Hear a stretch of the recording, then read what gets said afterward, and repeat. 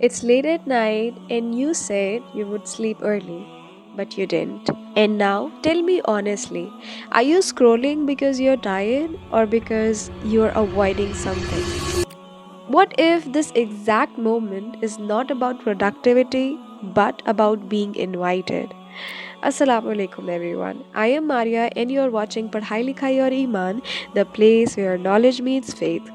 If you're a student trying to balance dunya and akhirah, hit subscribe because we are building discipline with depth here.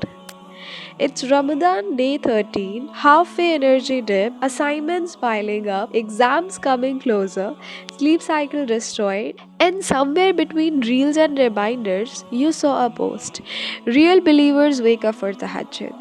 And suddenly, guilt. You think I can't even fix my sleep. How will I wake up for tahajjud? I already missed 12 nights. What's the point now? I am not that spiritual. Be honest. Have you ever wanted tahajjud but felt scared of failing at it? Have you ever thought, if I try and can't wake up, I will feel worse? That quiet guilt, that pressure, that comparison. I see you. What if tahajjud is not a performance? What if it's not a productivity hack? What if it's not a spiritual flex? What if tahajjud is just a conversation? And what if Allah is not waiting to judge your alarm but to hear your voice? We are a student. We live in fatigue, in deadlines, in mental noise. Tahajjud is not another task on your to do list. It's the only space where you don't have to perform. Allah says in Surah Al Isra, and during a part of the night, pray tahajjud as an additional prayer for you. It may be that your Lord will raise you to a praised station. Notice something. Allah didn't say, wake up or else. He said, it may be that your Lord will raise you. It's an elevation, not an obligation. And then Allah describes the believers in Surah As-Sajda, ayat 16. Their sides forsake their beds. They call upon their Lord in fear and hope. Fear and hope, not perfection, not consistency streaks, not aesthetic rare corners. Just getting up, even messy. When was the last time you called upon Allah without rushing? The Prophet ﷺ said, our Lord descends every night to the lowest heaven when the last third of the night remains and say, who is calling upon me so that I may answer him? Who is asking of me so that I may give him? Who is seeking my forgiveness so that I may forgive him? Read that again in your heart. Who is calling upon me? Not who has perfect grades, not who never sins, not who never missed tahajjud before, just who is calling. You are awake anyway. You're holding your phone. What if you held your dua instead? So let's remove guilt completely. You're not starting a tahajjud streak, you are starting a relationship. So here's your simple Ramadan Day 13 system. First, minimum viable tahajjud. Not 8 rakah, not 30 minutes, just 2 rakah, even for 5 minutes, even if your eyes are heavy. Second, don't fix your whole sleep cycle. We students fail because we try extreme shifts. Instead, if you're trying awake at 1:30 am, pray before you sleep.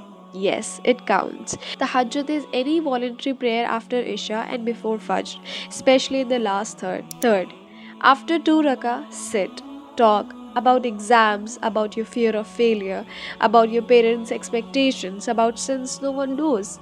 Be specific. Allah already knows your syllabus. Tell Him your anxiety. Fourth, once a week rule. If daily feels heavy, choose one fixed night. Consistency builds identity, and identity builds love. Let me ask you something deep here. When results don't go your way, where do you run? To distractions? To comparisons? To self blame? What if tahajjud become your emergency room?